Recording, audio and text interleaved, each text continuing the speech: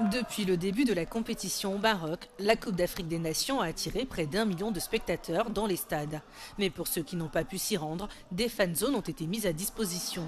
Sur le campus international de Riyad, quartier chic de Rabat, la capitale, cette fan zone couvre 5000 mètres carrés et peut accueillir jusqu'à 50 000 spectateurs. Nous, les étudiants, souvent, on n'a pas la chance d'avoir des tickets pour aller dans les stadiums.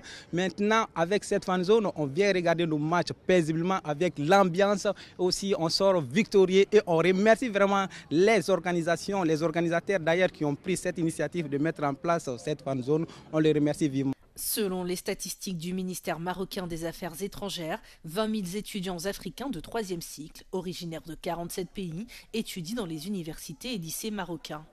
L'attractivité du royaume s'explique par des tarifs compétitifs des universités marocaines par rapport à celles de l'Europe. À cela s'ajoute un système de bourse jugé attractif.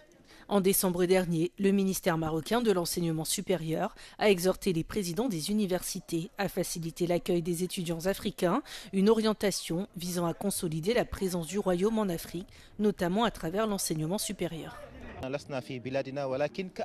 Nous ne sommes pas dans notre pays, mais c'est comme si nous étions chez nous, car nous vivons les matchs avec les Marocains et les gens de tous les autres pays. Nous sommes heureux, car nous sommes dans une ambiance festive. Cela renforce les relations entre nous et nos frères africains.